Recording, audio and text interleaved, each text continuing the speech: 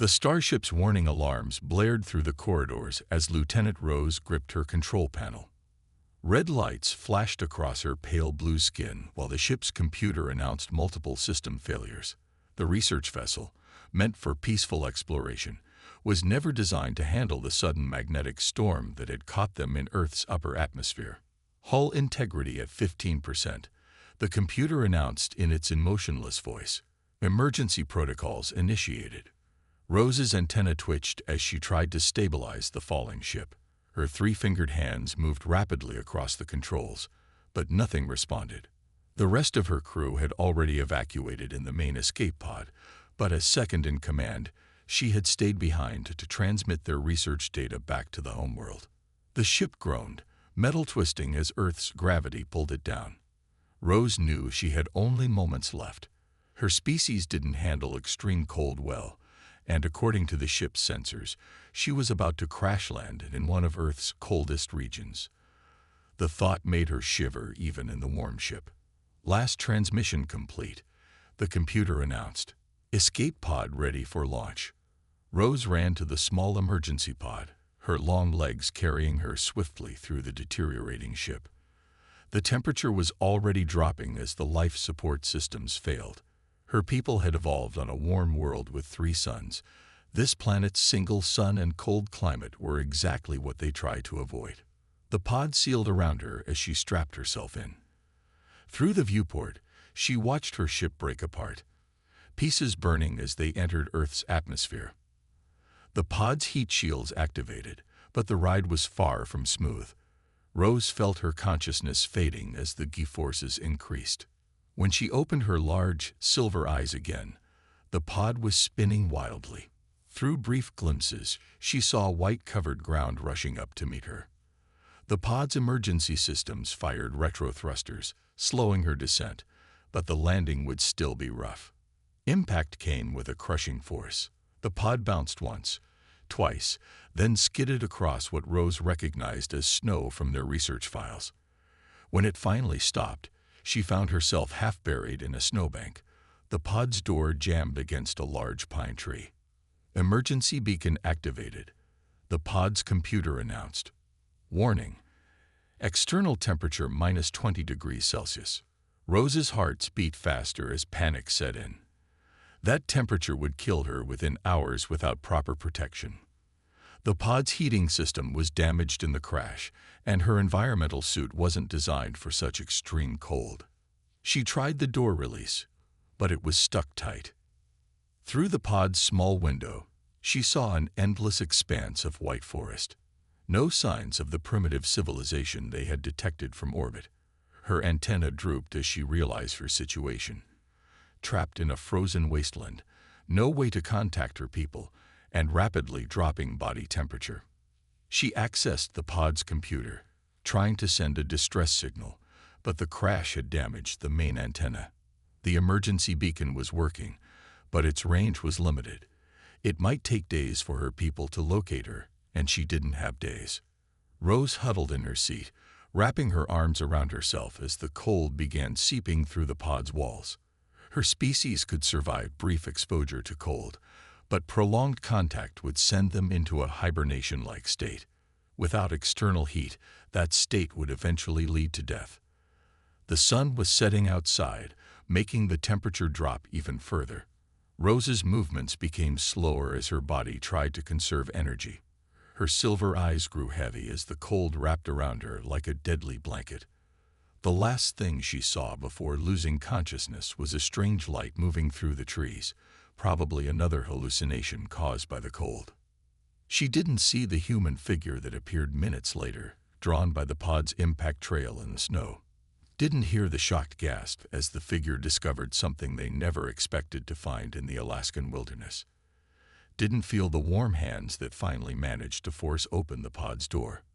Rose's survival would depend on the one thing her people had never expected to find on this primitive world: human kindness. Jack's routine patrol through the Alaskan wilderness had turned into something straight out of a science fiction movie.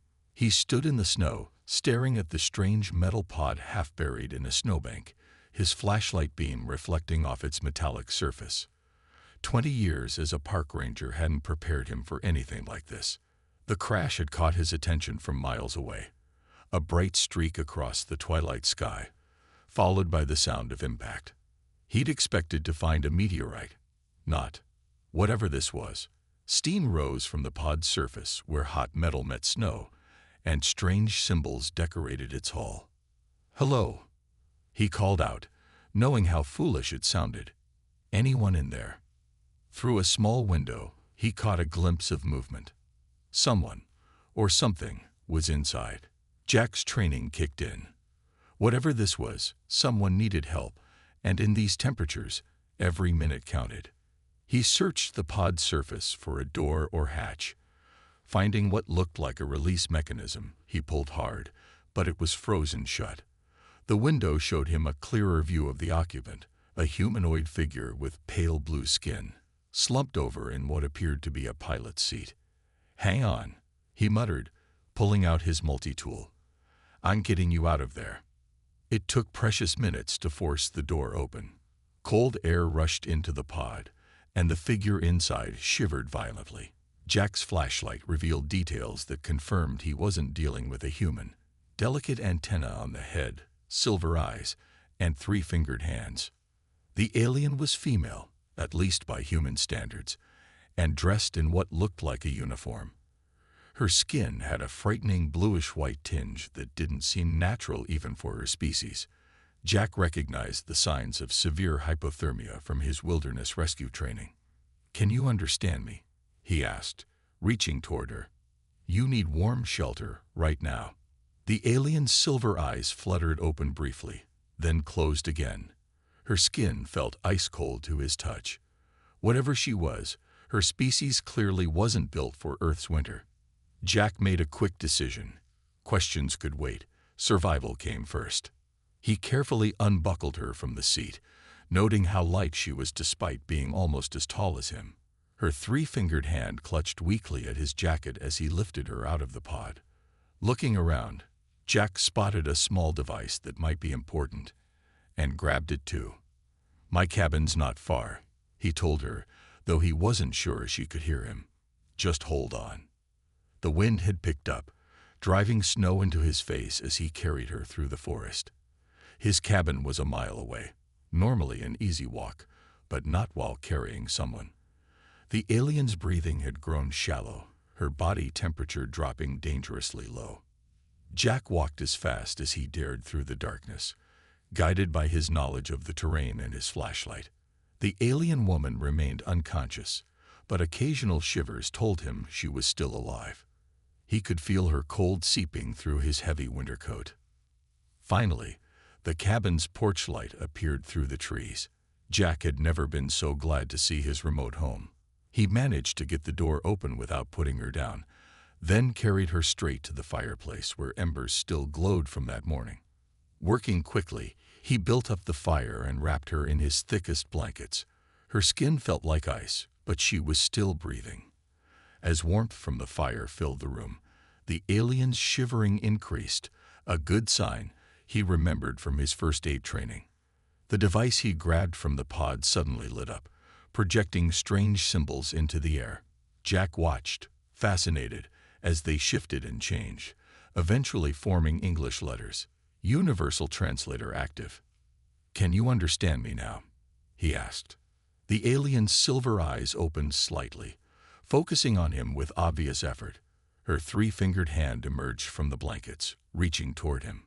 Jack took it gently, surprised to feel it warming up already. "Safe," she whispered through the translator, her voice weak but clear. "Yes," Jack replied, squeezing her hand reassuringly. "You're safe now." The first rays of morning sunlight filtered through the cabin's windows as Rose slowly regained full consciousness. Her silver eyes took in the unfamiliar surroundings: wooden walls, a crackling fireplace, and strange earth furnishings. She was wrapped in several thick blankets, lying on what the translator identified as a couch. "How are you feeling?" asked the human male who had rescued her. He sat nearby, watching her with concern in his eyes.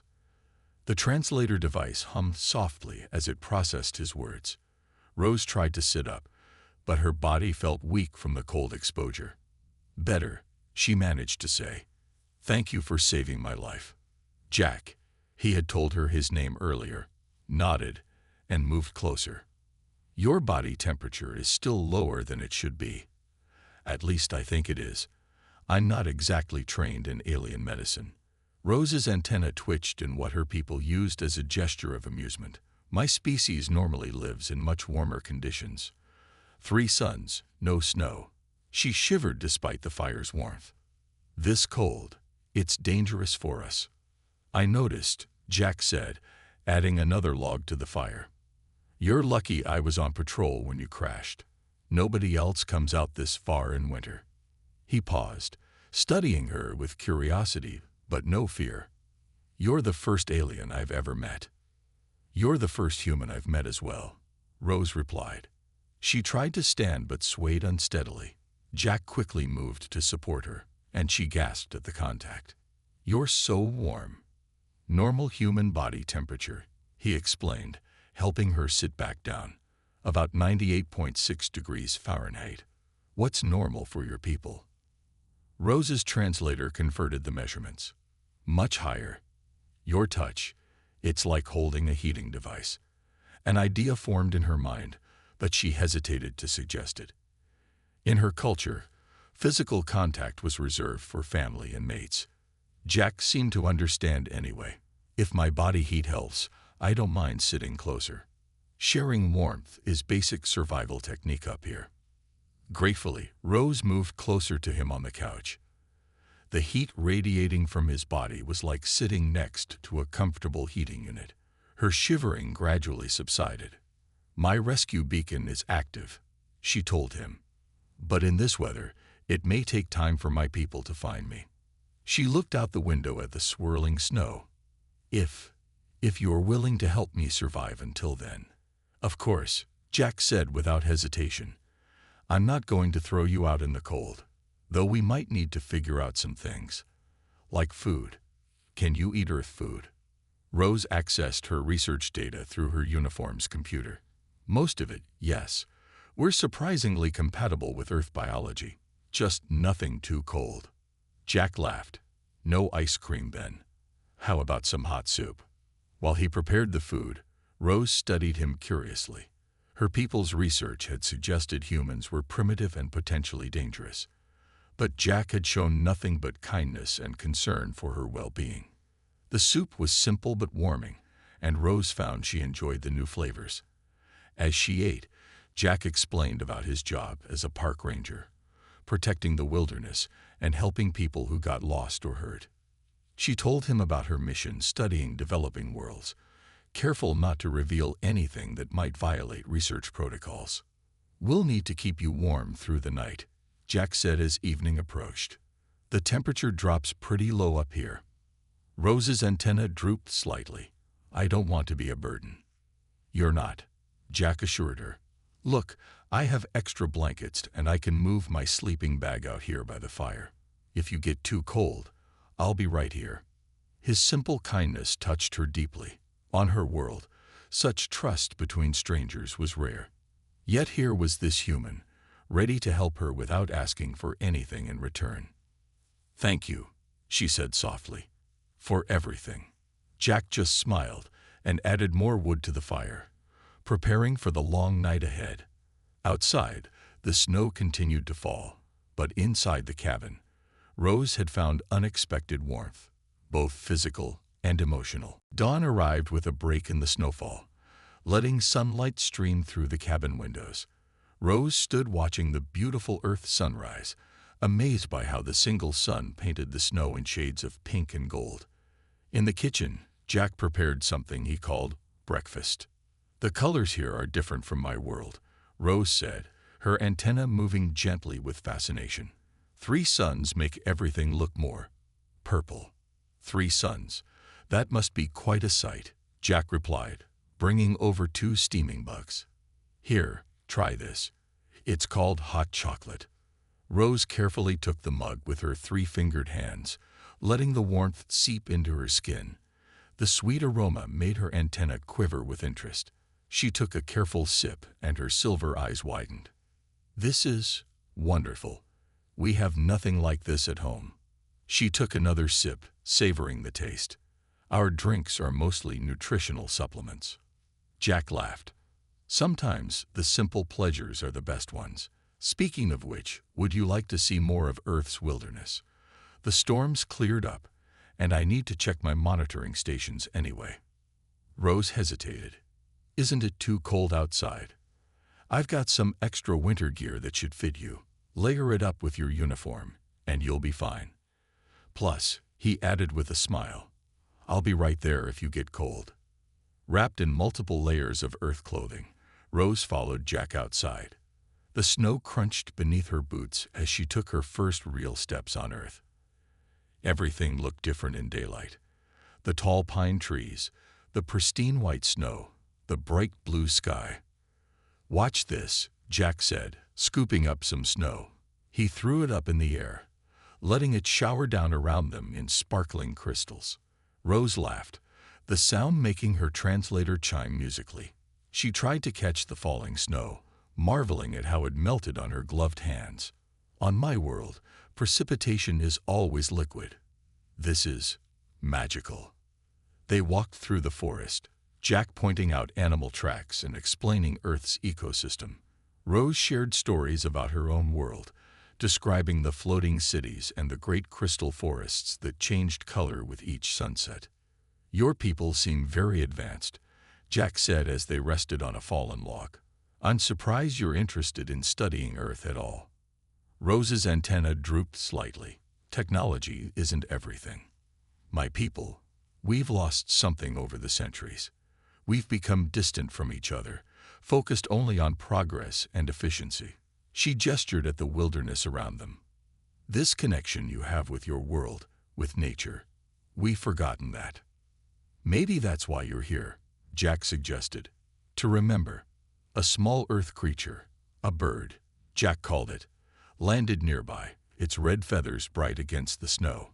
Rose watched it hop around, searching for food.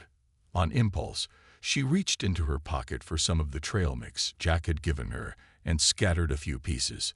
The bird flew away at first, but soon returned, pecking at the offered food. Rose sat perfectly still, her silver eyes wide with wonder as more birds arrived. Jack watched her face, smiling at her obvious joy in this simple moment. You know, he said softly, for someone from an advanced civilization, you seem to understand the important things pretty well. Rose turned to him, her antenna moving in a pattern that expressed deep emotion. Perhaps our peoples aren't so different after all. We both feel wonder, joy, kindness. She paused, feeling a strange warmth that had nothing to do with temperature.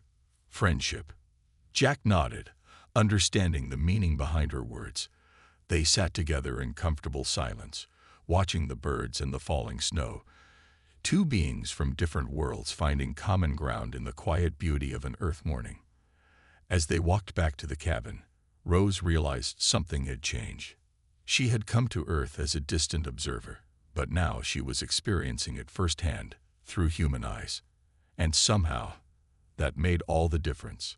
The birds followed them part way, flying from tree to tree, as if escorting them home. The storm hit without warning.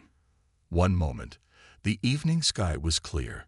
The next, dark clouds rolled in, bringing howling winds and thick snow. Inside the cabin, Rose watched through the window as the world vanished into white. This is bad, Jack said, checking his weather radio. The report says it's a massive system. Could last for days. He looked at Rose with concern. And the temperature's dropping fast. Rose could already feel it.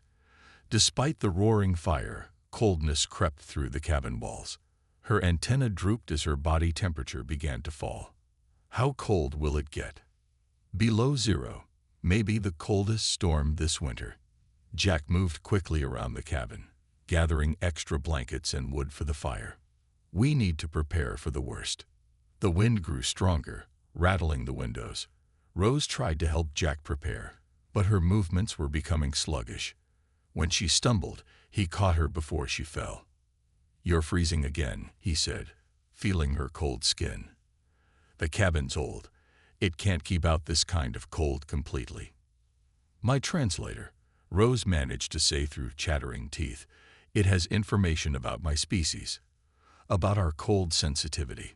Jack activated the device, quickly reading the projected text. His expression grew serious. Says your people can slip into a hibernation state in extreme cold, but without proper medical support, it could be fatal. A particularly strong gust shook the entire cabin. The lights flickered once, twice, then went out completely. In the darkness, only the fireplace provided light and heat. No power means no electric heat, Jack said grimly. The fire won't be enough on its own. He made a quick decision. Rose, do you trust me? She nodded, too cold to speak. Her silver eyes glowed faintly in the firelight. Okay, we need to share body heat. It's a basic survival technique. He pulled the couch closer to the fire and piled it with blankets. My body temperature runs higher than yours. It might be enough to keep you stable until the storm passes. Rose understood what he was suggesting. Under normal circumstances, such closeness with a stranger would be unthinkable in her culture. But these weren't normal circumstances. I trust you, she whispered. Jack helped her to the couch, wrapping them both in layers of blankets. Rose immediately felt the warmth radiating from his body, like a living heater. Her shivering slowly subsided. Try to stay awake, Jack said softly. Talk to me. Tell me about your home. Through the long night, they talked. Rose described her world's crystal cities and floating gardens. Jack shared stories of Earth's wilderness and his life as a ranger. Outside, the storm raged, but inside their cocoon of blankets, they created a warm sanctuary. The stars look different from my world, Rose murmured, fighting sleep. Your sun is so far away. Tell me about your stars, Jack encouraged, trying to keep her conscious. He could feel her body temperature fluctuating dangerously. They dance, she said dreamily. 3 suns moving across the sky. Like a ballet. Her voice trailed off. Rose, stay with me. Jack held her closer, sharing every bit of warmth he could. Keep talking. Her antenna twitched weakly. So warm. You're so warm. She pressed closer to him, seeking heat. Through the night, Jack kept watch. Every time Rose's breathing slowed too much, he would talk to her, move her slightly. Anything to keep her from slipping into that dangerous hibernation state. The storm howled outside, but he focused only on the sound of her breathing, the feel of her gradually warming skin. As dawn approached, Rose stirred. Jack, she whispered. I'm here. Thank you for keeping me alive. He smiled in the darkness. That's what friends do. Rose was quiet for a moment. Then, very softly, is that what we are? Friends. I think we're becoming something, Jack replied carefully. Not sure what yet. Outside, the storm continued to rage, but inside, something new and unexpected was growing.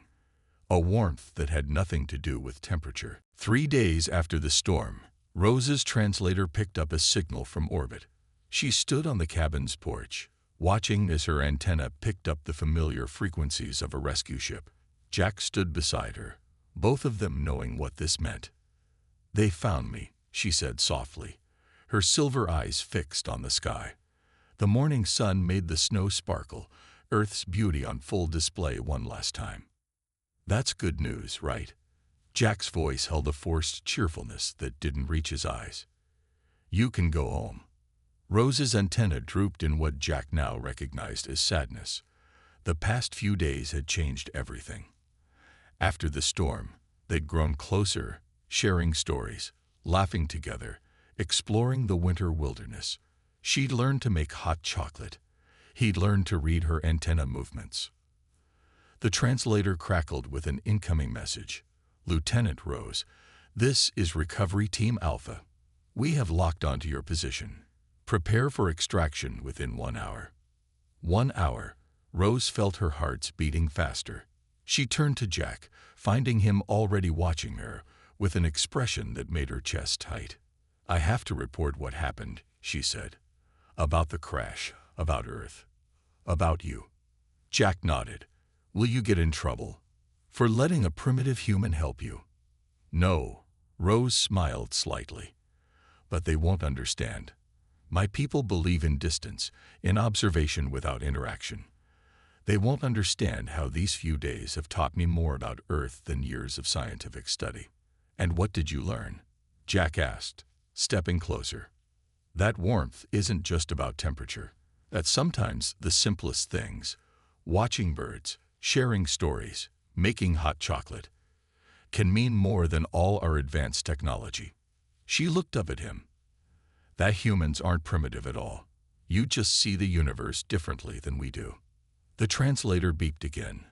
45 minutes to extraction. Jack took a deep breath. You could stay, he said quietly, or I could go with you. There must be some way. Both impossible, Rose replied, her antenna quivering with emotion. My duties, my position. I can't abandon them. And you. Your life is here, protecting this wilderness you love. They stood in silence, watching their breath form clouds in the cold air. Rose remembered the night of the storm, how Jack had kept her alive with his warmth and his stories, how natural it had felt to be close to him, despite their differences. Lieutenant Rose, 30 minutes to extraction. Please acknowledge. Rose pressed the translator's response button. Acknowledged. Then she turned to Jack, her silver eyes bright. I have to tell you something. In my culture, we have a belief about warmth. We say that physical warmth is just a shadow of emotional warmth. That real warmth comes from. She hesitated, searching for the right words. From the heart, Jack suggested softly. Yes, and these days here, with you, I've never felt warmer. Jack reached out, gently touching her antenna. A gesture she taught him was deeply meaningful in her culture.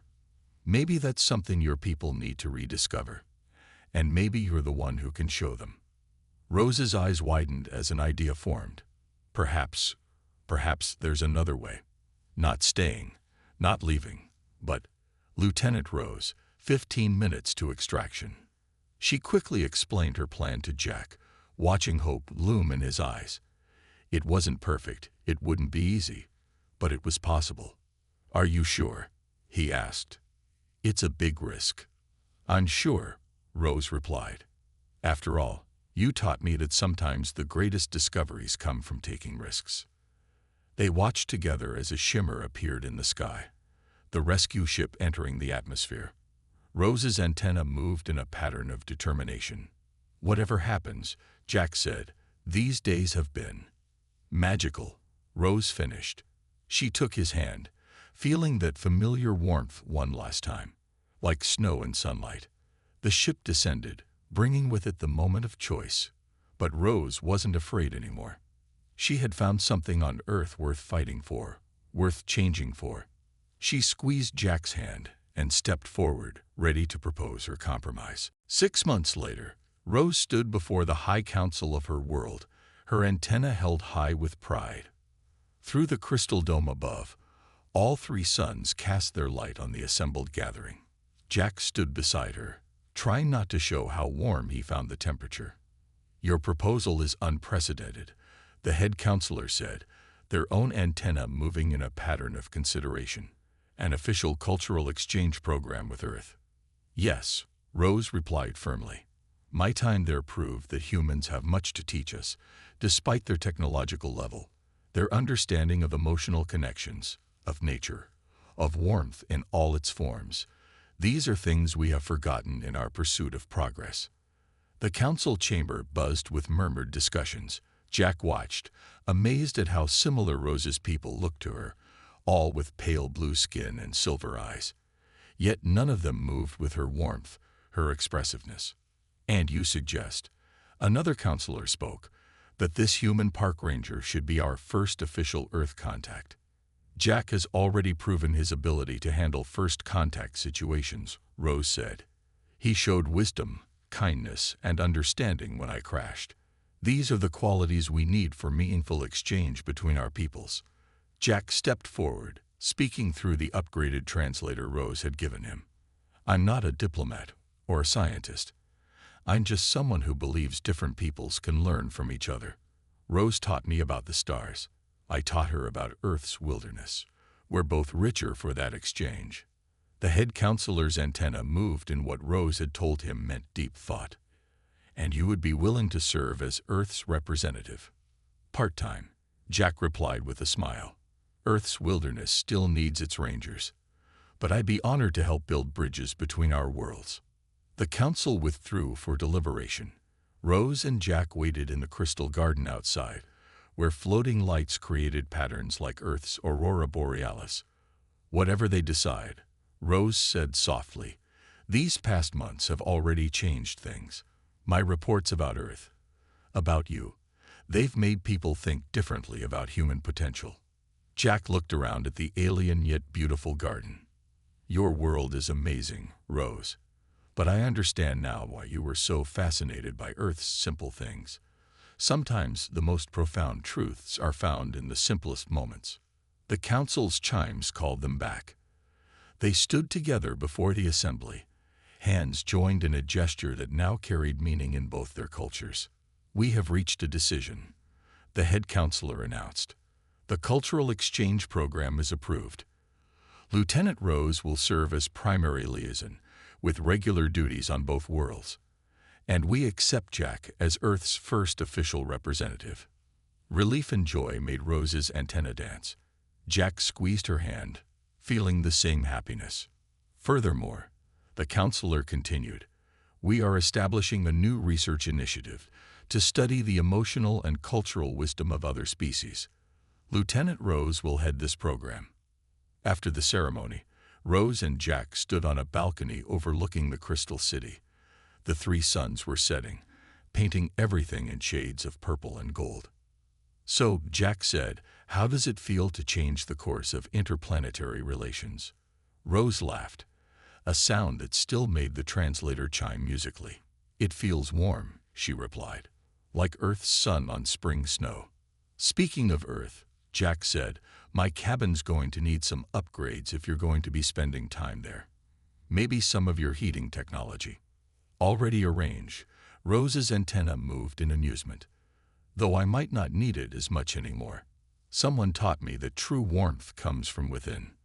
They watched the sun set together, two beings from different worlds who had found something unexpected in each other. The future would bring challenges, misunderstandings, and hard work, but also discovery, growth, and shared warmth. Ready for our next adventure? Jack asked as the first stars appeared. Rose looked at him, her silver eyes bright with joy. With you. Always. Above them, the stars shone on two worlds now connected by understanding, friendship, and the warmth that bridges all differences. Their story had started with a crash in Earth's frozen wilderness, but it had become something much bigger, a testament to the power of reaching across the stars to find connection. The end.